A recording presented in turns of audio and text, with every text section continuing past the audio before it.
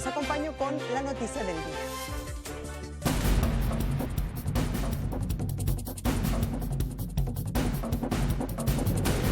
Se han extremado las medidas de seguridad por lo dispuesto por el Ministerio de Justicia, pero con respecto a la relación con estos tres señores no existe en absoluto, así que no sé en qué se basa su excelencia el doctor Torres como para haber tomado las medidas de que yo no me pueda juntar con ellos.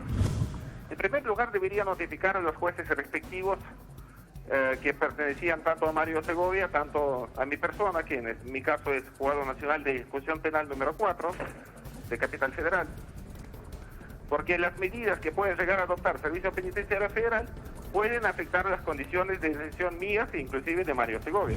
No sé cómo es la situación de estos tres muchachos, o sea, ellos, por lo que tengo entendido, están en el módulo 3, el módulo 3 es un módulo también de máxima seguridad, son celdas individuales, no sé si tienen contacto entre ellos porque no hay todo un hermetismo con respecto a esto y con respecto a ellos mismos como personas.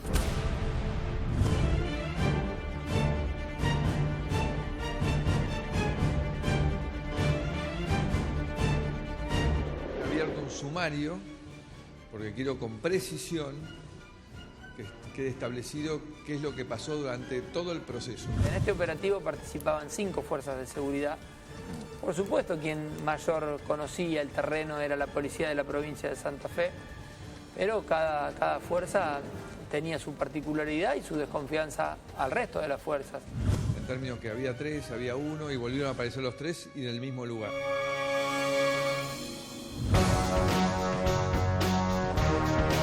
Quiero dejar en claro el contenido de esta entrevista es exclusivo para la señorita Kay del Castillo y el señor Sean Penn. Hay quienes dicen que lo perdió el ego.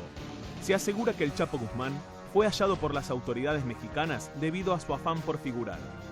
La entrevista con Sean Penn, que salió publicada en Rolling Stone, y las ganas de filmar una película sobre su vida le permitieron a las autoridades localizarlo y luego capturarlo.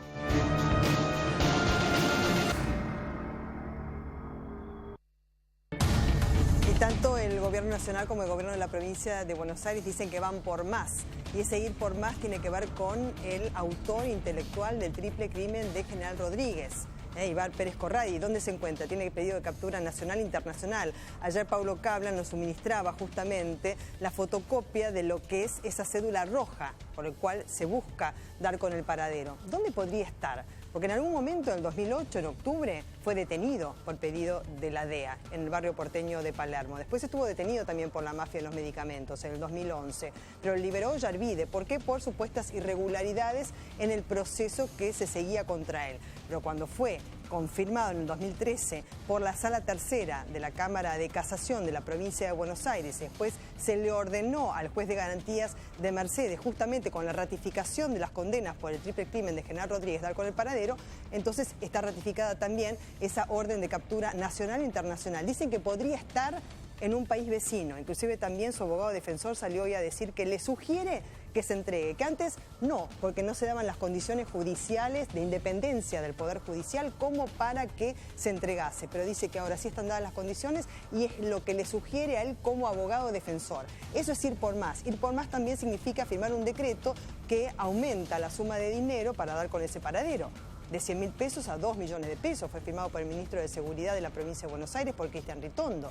Y es, digamos, una asignatura pendiente que tiene ahora en el marco de la lucha contra el narcotráfico, que fue una promesa del presidente Macri en campaña electoral y cuando asumió como primer mandatario nacional. Y ahora también lo asume como propio el distrito de la provincia de Buenos Aires. Después viene el conflicto entre la provincia de Santa Fe, la provincia de Buenos Aires y la nación también en cuanto a la utilización de fuerzas federales en el distrito de la provincia de Santa Fe, donde fueron capturados. Ese es un capítulo aparte.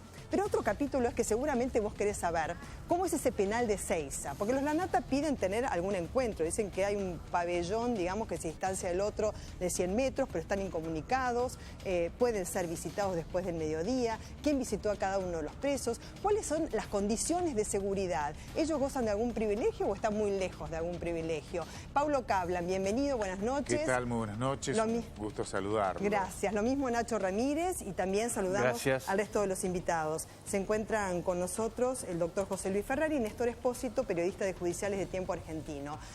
Pablo, ¿cómo son las medidas de seguridad en Ezeiza? A ver, Ezeiza en realidad es un complejo carcelario. Sí. La unidad penal federal 1 de Ezeiza es un complejo. Si bien es solo una cárcel, dentro de la cárcel tiene módulos. Cada módulo en realidad es una cárcel en sí, que tiene características específicas cada uno de esos módulos.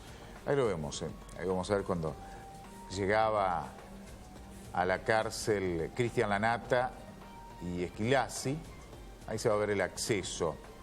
¿Te acordás, Pablo, que ellos no muy querían grande el predio. Ser trasladados por las fuerzas federales porque como se habían tiroteado con gendarmería, inclusive también ellos dispararon contra los gendarmes y los hirieron, digamos, había algún temor respecto de las fuerzas federales. Sí, y después no querían una cárcel provincial porque se habían escapado de una cárcel provincial. Exacto. O sea, van a ser 200 planteos, ¿eh? De ahí a que el juez los escuche es otra cosa. El juez lo que ha pedido son condiciones estrictas de seguridad para con ellos. Sí. Más allá de la cárcel, que es una cárcel de máxima seguridad. Que estén aislados, que no tengan, al menos en esta primera etapa, contacto con otros presos. A ver, como si fuesen presos, por ejemplo, delitos sexuales, que los tienen aislados. No tiene nada que ver con esto, con un delito sexual. Como un violador, decís el vos. Sistema de seguridad, ¿sí? Sí, a ellos los ponen en un pabellón aparte, ¿viste? Sí, pero además los tienen con medidas extremas de seguridad, porque hay que tener en cuenta lo siguiente. Vienen de un gran fracaso, vienen de una gran decepción, de ver la libertad a perder todo, vienen de estar cerca de escapar a aumentar la pena. Ellos tienen 35 años de prisión perpetua, claro. Pero les van a sumar 15 años más. O sea, vienen con una decepción interesante, importante. Esto puede llegar a pensar que alguno de ellos pueda atentar contra su propia vida. Entonces están vigilados, si bien están aislados, pero también están vigilados las 24 horas. O sea, que no se cada uno en un sector distinto para que no cruzarse, pese a que los hermanos Lanata pidieron estar juntos. Sí, pidieron estar juntos, digamos. ¿Ese pedido se va a efectivizar? No creo. Claro. No, al menos en esta primera etapa. Claro, porque ¿cuál sería el argumento? ¿La hermandad? ¿Y por qué tendrían una consideración diferente para con ellos? No le van a dar ningún tipo de beneficio. Claro. Sí. Lo que tienen son medidas de seguridad extremas. Sí. ¿Por quiénes son? Porque vienen de una fuga y porque existe riesgo. Riesgo también, discúlpame, Paulo, ¿no? Porque, por supuesto, riesgo de fuga, riesgo de que se quiten la vida, como dijiste vos, pero riesgo también de que los maten en el penal. Riesgo de seguridad. El tema, cuando hablamos de seguridad, es su vida, por su propia vida.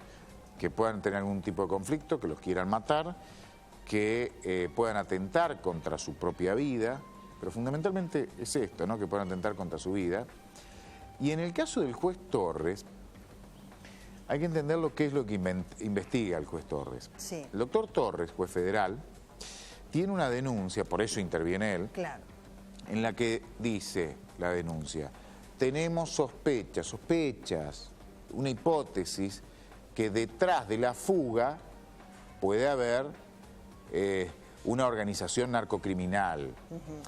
Lo que ocurrió después, lo que se sabe ahora a partir de lo que pasó con el correr de la fuga, de los días, cómo terminaron, la verdad que no parece muy cercano o muy cerca de la fuga una organización narcocriminal importante que le haya estado brindando algún tipo de apoyo logístico. No parece ser este el caso. Después de la fuga. No hay que descartarlo. Claro, después de la fuga, bueno, corriendo para el lado que te lleva el viento de la forma que pueden y la forma que le sale, con 2 pesos en el bolsillo cada uno, no parecen tener una estructura de apoyo detrás importante. Sí. Pero esa es la denuncia, el juez lo tiene que investigar y de hecho lo está investigando. Al estar investigando esto, ¿qué es lo que dice el juez? Que no tengan contacto con narcos importantes. Por eso dice Mario Segovia, que es el condenado, considerado el rey de la efedrina. Él dice que es inocente, etcétera, etcétera, pero bueno, está condenado por tráfico de efedrina a gran escala, que no tenga contacto con Mario Segovia. Claro. Y Mario Segovia, y además de un ciudadano, un extranjero que también, si bien fue condenado por un tema por un delito contra la integridad física, por un homicidio concretamente, es considerado un narco importante, un extranjero, tampoco quiere que tenga contacto con este extranjero. Claro, por esta supuesta complicidad, connivencia, apoyo logístico que habrían tenido. En instantes vamos a repasar una nota que le dio Mario Segovia, el llamado rey de la efedrina, a C5N, en la que él argumenta que no conoce a los Lanata y no conoce a Víctor Esquilachi. Nacho Ramírez, ¿cómo es ese penal de Seiza? ¿Cuáles son las medidas de seguridad que hay allí? Belén, antes que nada, aclarar que es un penal que fue diseñado por un español hace bastantes años y que era especialista en la construcción de penales. Me parece que es importante destacar 4 puntos. Estaba escuchando atentamente a Paulo. Me parece que, en primer medida, no hay que olvidar lo que dijo hoy Segovia, en donde él explicaba que hace 5 días la seguridad de Seiza cambió. Esto significa que la seguridad de Seiza cambió días antes de que caigan finalmente los ex convictos, o sea que antes de que termine la fuga ya estaban acondicionando el lugar y cambiando las medidas de seguridad. En segundo punto... Perdóname, Nacho, porque acá tengo un mapa, ¿no es cierto?, de lo que sería justamente el penal de Seiza. ¿Me podrías decir dónde están ubicados? ¿Dónde están esos módulos 3 y 4? ¿Dónde están los Lanata, por ejemplo? Con exactitud, la verdad no lo sé. Sé que es una de las cárceles con mayor amplitud geográfica y también te puedo aclarar que es un penal donde conviven hombres y muy pegado las mujeres, ¿no? Teniendo en cuenta que está la unidad 1 y la unidad 3. También te puedo decir, al menos lo que conozco, que hay un módulo en particular en donde hay medidas un tanto no formales, teniendo en cuenta que es un pabellón VIP. Ahí conviven, por ejemplo, Mameluco Villalba, Bomparola, Fariña, y ahora obviamente van a estar los ex convictos. Y también me parece que un dato importante para destacar es la seguridad de los ex convictos, teniendo en cuenta que no hay que perder el eje, al menos ahora. Lo que podemos establecer es que la seguridad de los presos está en la misma mano de seguridad de personas en el complejo que tuvieron muchos problemas, no solamente con problemas de corrupción y lo que sería la mafia penitenciaria, sino también que, haciendo un paralelismo, si un violador técnicamente en la cárcel no la pasa bien, una persona que tiroteó a un efectivo de la Fuerza de Seguridad o lo mató, calculo que tampoco la va a pasar bien. Claro, además, por supuesto, valió a efectivos policiales. A efectivos de la Gendarmería Nacional y a efectivos de la Policía Bonaerense. Lo hizo en la Ruta 20 y también, bueno, allí donde se encontraba muy cerca de San Carlos. ¿Cuáles son las medidas de seguridad, entonces, que tiene este penal? Ahora las vamos a destacar. Ya mismo les digo cuáles son.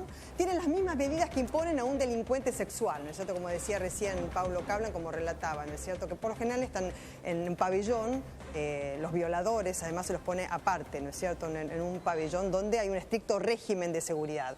Están con resguardo de integridad física, solo pueden trasladarse con custodia. Sin custodia no se puede hacer un traslado de uno a otro, ¿no es cierto? O sea que para que hubiese un traslado, Paulo, Nacho, entonces necesitarían ser asistidos, ¿no? Nunca están solos. Pero eso tiene que ver por el riesgo de autolesión, por eso, ellos. Sí, intento de suicidio concretamente. Claro. Cuando hay un preso de estas características, se fugó, lo recapturan, un hecho muy mediático, los cuidan, entre comillas, los cuidan, para evitar que se lastimen. Por eso están en lugares aislados, en lugares con mucha vigilancia y contacto visual permanente de un agente del Servicio Penitenciario Federal, para evitar esta situación. Claro. ¿Sí? Por eso se traslada de un lado a otro. De un lado a otro se van al baño. Sí, claro.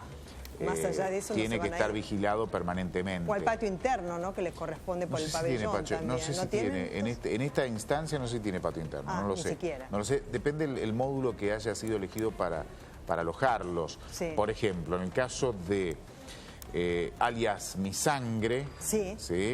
él está en un módulo, en uno de los módulos en donde funciona el hospital dentro de la cárcel, pero está en un sector en el que están los jefes de la guardia y tiene contacto visual permanente con sus custodios. Sí. No hay ningún patio, tiene es una habitación y además tiene un salón en el que puede recibir algún tipo de visita, pero no más. Claro. No hay patio en el que pueda caminar o interactuar con una tercera persona que no tiene nada que ver con el sistema de seguridad, ¿sí? Pero esto está relacionado con el riesgo de seguridad infligirse personal. daño, tal Sí, cual. Claro, por eso se hace siempre una pesquisa, digamos, tan Totalmente. rigurosa cuando viene alguien a visitarlo. ¿Qué otra medida entonces de estricto régimen de seguridad hay en el penal de Seiza? No pueden tener contacto con ningún preso. Y esto a propósito también, Nacho Ramírez, del pedido, ¿no es cierto?, de los Lanata de poder frecuentarse, ¿no es cierto? Más allá de su pedido, ¿esto se podría llevar a cabo o directamente es algo imposible?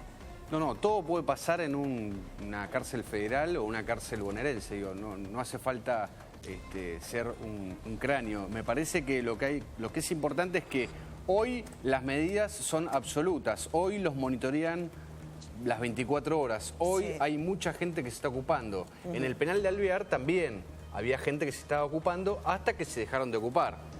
Vaya a saber uno cuando avance la investigación. O sea, vos decís judicial. que había seguridad, porque te acuerdas cuando hablamos con Juan Montenegro del Sindicato de Penitenciarios de la República Argentina, que dijo que no había custodia suficiente, ni agentes de seguridad Hasta el día de hoy extremaron todos los cuidados hasta el día que los dejen de cuidar, básicamente. Claro. Digo, no podemos entender la mafia penitenciaria como algo que ocurrió en los últimos 6 meses, digamos, es algo que viene hace 100 años. Sí. La mafia penitenciaria y cualquier mafia vinculada a una caja policial o a una caja de cualquier fuerza de seguridad es algo que lleva años y son estructuras que en muchos casos están podridas y me parece que hay que entender que la seguridad se construye día a día y la seguridad en personas como estas me parece que tiene que estar a la hora del día, teniendo en cuenta que son personas que esperan el momento.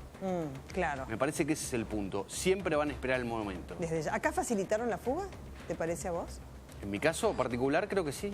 La Creo que no tengo duda. Creo que también se están cortando las costillas los penitenciarios. Cuando digo cortando las costillas, se están pasando la factura y también me parece que está la teoría del mal menor.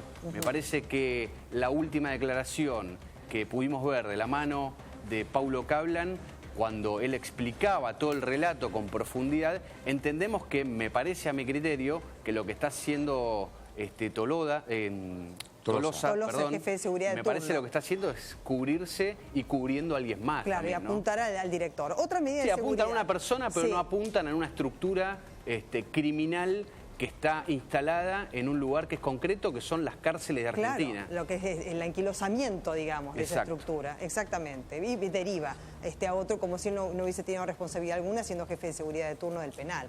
En el interior, digamos, del penal de Seiza y en base al estricto régimen de seguridad, están en celdas comunes. ¿Cómo son estas celdas? ¿Cuánto miden, Paulo? Depende, para saber más o menos en qué perímetro están, ¿no? No, pero pasa que no tienen... Son de dos.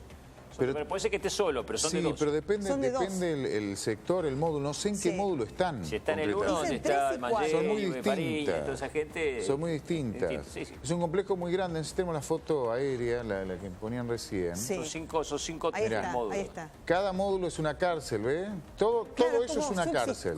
Claro, subdivisiones, ¿no? ¿Ves?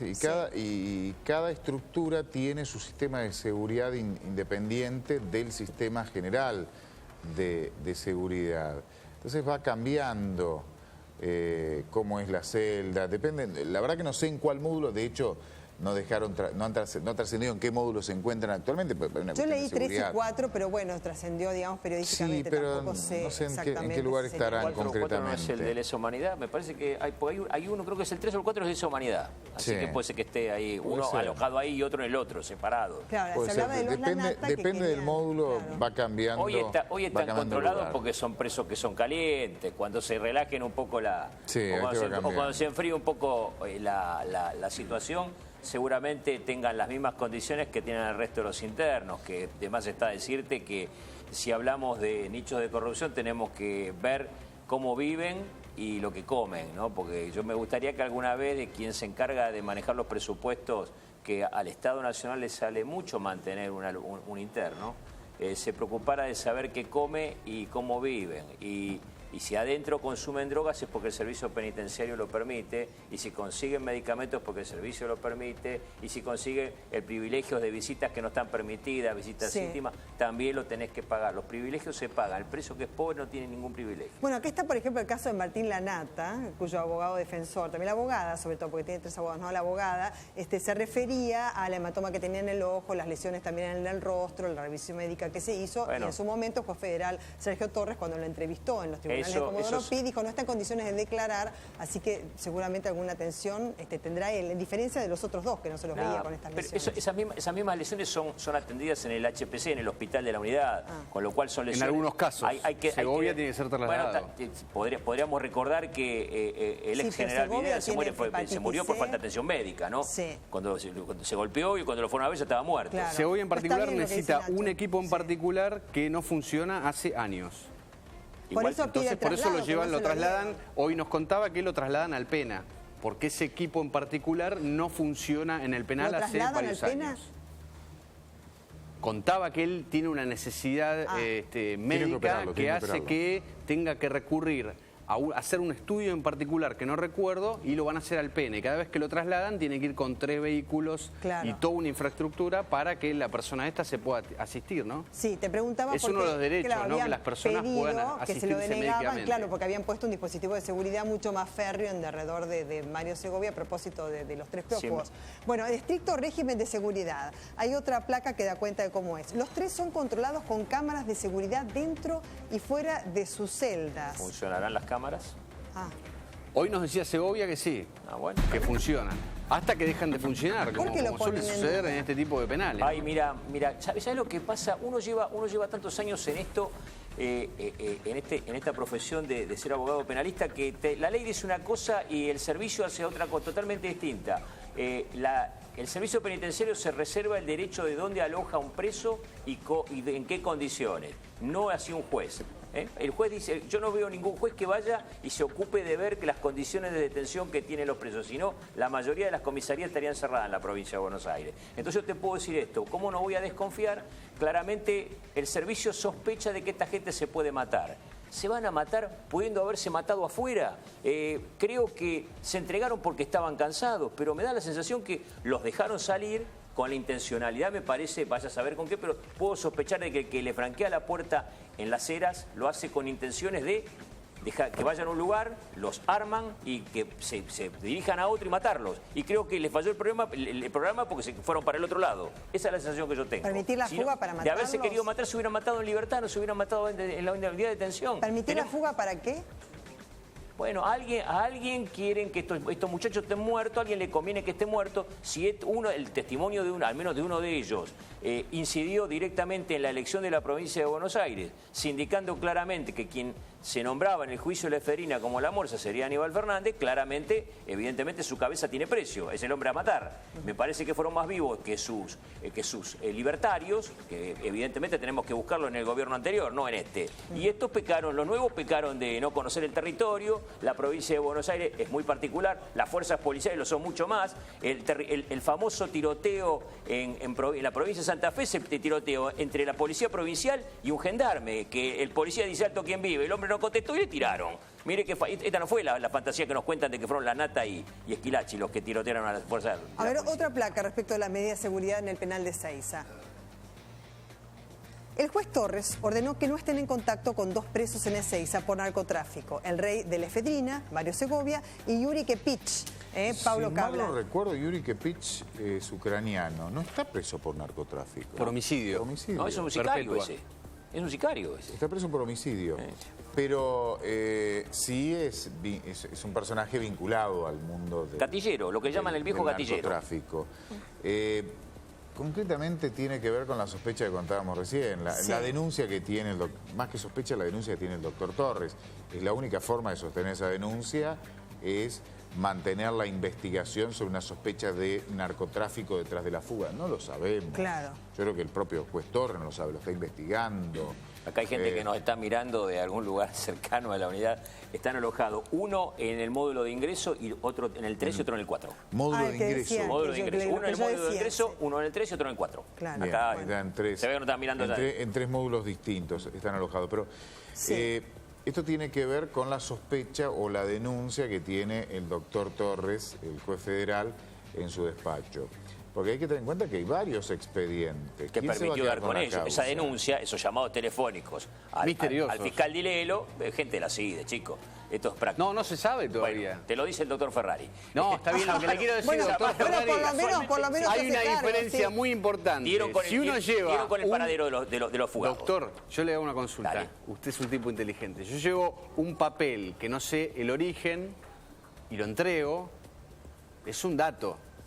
No es una gran denuncia y fue un mega operativo que creo que no lo vi en los últimos 15 años. Evidentemente son esos viejos lazos de algunos muchachos que han quedado desplazados. Sí, pero igual hay algo de la constitución anterior. A ver, el juez sí lo debe saber, porque en realidad por más que sale inteligencia, esa información se la aportan concretamente al juzgado. Pero está bien, algo de Sergio Torres. Los detenidos están a las órdenes de 3 juzgados diferentes. Están cumpliendo la condena original que tenían a prisión perpetua por el tema del triple crimen. Y hay otros 2 jueces provinciales que los tienen detenidos en virtud de los episodios de La Plata por el policía y el de Azul. En virtud de los episodios que ocurrieron durante estos 14 días. Pero también están anotados a disposición del juez Sergio Torres. Claro, Torres tiene una investigación que se vincula con el supuesto soporte que le habrían brindado bandas de narcotraficantes para llevar adelante la logística de la fuga y mantenerse durante 15 días.